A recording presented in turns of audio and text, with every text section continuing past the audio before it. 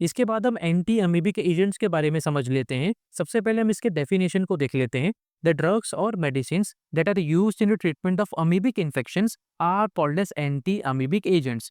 ऐसे ड्रग्स, ऐसे मेडिसिन जिनका इस्तेमाल अमीबिक इन्फेक्शंस को ठीक करने के लिए किया जाता है, ऐसे ही टाइप के ड्रग्स को एंटी अमीबिक एजेंट्स बोलते हैं।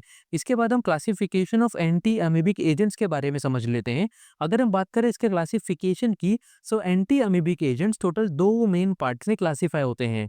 सबसे पहला है लुमिनल अमीबिसाइड्स। इसके एग्जांपल है डायलोक्सानाइड फ्यूरोएट, आइब्रोक्विनोल एंड पैरामोमाइसिन। इसके बाद है टीसू अमीबिसाइड्स। इसके एग्जांपल है एमिटिन, डिहाइड्रोएमिटिन, मेट्रोनिडाजोल, टिनिडाजोल एंड ऑर्निडाजोल। सो ये तो था classification and definition of anti amoebic agents. Hope आपको अच्छे तरीके से समझ गया होगा। इसके बाद हम pharmacological actions of anti amoebic agents के बारे में समझ लेते हैं। यानी कि एंटी अमीबिक एजेंट्स हमारे बॉडी के अंदर किस तरीके से अपना एक्शन दिखाते हैं, इसके बारे में समझ लेते हैं। एंटी अमीबिक ड्रग्स किल और stop the growth of amoebas. Metronidazole enter the amoeba and damage its DNA causing cell death. Diloxanide furoate disrupt protein synthesis causing cell death. Paramomycin blocks protein production by binding to the amoeba's ribosomes causing cell death. जितने भी anti amoebic drugs होते हैं, ये drugs अमीबास को पूरी तरह से किल कर देते हैं या तो इनके ग्रोथ को पूरी तरह से स्टॉप कर देते हैं।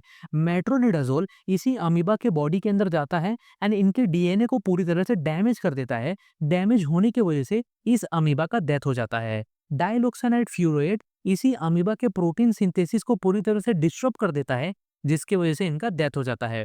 पैरामोमाइसिन इसी अमीबा के बॉडी के अंदर जाता है एंड राइबोसोम के साथ बाइंड हो जाता है। बाइंड होने की वजह से प्रोटीन का प्रोडक्शन पूरी तरह से ब्लॉक हो जाता है और इनका डेथ हो जाता है। सो ये तो the pharmacological actions of anti amoebic agents. Hope आपको अच्छे तरीके से समझ गया होगा। इसके बाद हम doses of anti amoebic agents के बारे में समझ लेते हैं। यानी कि एंटी अमीबिक एजेंट्स का नॉर्मल डोज कितना होता है एंड डॉक्टर्स इसको कितने अमाउंट पे प्रिस्क्राइब करते हैं, इसके बारे में समझ लेते हैं।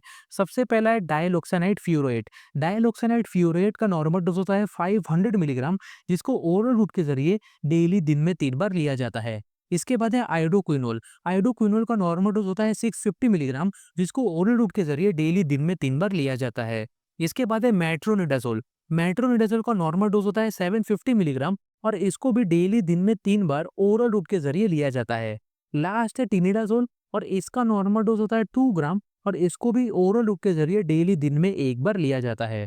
सो ये तो था doses of anti amoebic agents, को आपको अच्छे तरीके से समझ गया होगा। इसके बाद हम indications of anti amoebic agents के बारे में समझ लेते हैं। यानी कि एंटी अमीबिक एजेंट्स का यूजेस क्या क्या है एंड कौन कौन से डिजीज एंड कंडीशन को ठीक करने के लिए इनका इस्तेमाल किया जाता है, इसके बारे में समझ लेते हैं। डाइलोक्सानाइड फ्यूरोएट is used to treat intestinal and amoeba histolytica infections and amoebiasis. डायलोक्सानाइड furoate का इस्तेमाल intestinal and amoeba histolytica infection as well as amoebiasis को ठीक करने के लिए किया जाता है। Iodoquinol is used in treatment of intestinal amoebiasis.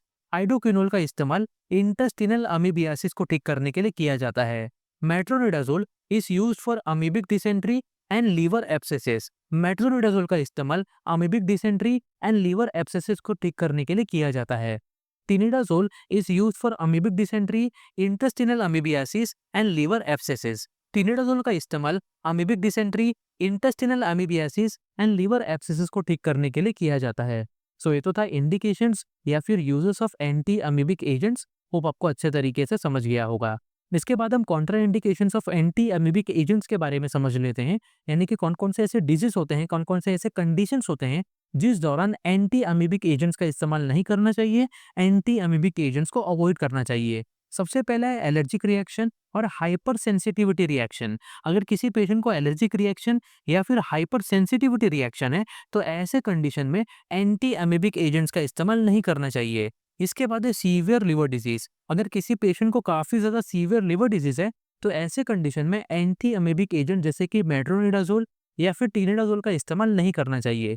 इसके बाद है प्रेगनेंसी। अगर कोई फीमेल पेशेंट प्रेग्नेंट है, तो ऐसे कंडीशन में एंटी अमीबिक एजेंट्स का इस्तेमाल नहीं करना चाहिए। इसके बाद है अल्कोहलिज्म। अगर कोई पेशेंट काफी ज्यादा अल्कोहल कंज्यूम करता है, तो ऐसे कंडीशन में भी एंटी अमीबिक एजेंट्स का इस्तेमाल नहीं करना चाहिए। सो ये तो था Contra indications of anti amoebic agents. Hope आपको अच्छे तरीके से समझ गया होगा। सो यहाँ पर एंटी अमीबिक एजेंट्स चैप्टर अच्छे तरीके से खत्म होता है। अगर आपको किसी भी टाइप का क्वेश्चन या फिर डाउट है तो आप हमें कमेंट बॉक्स में पूछ सकते हैं।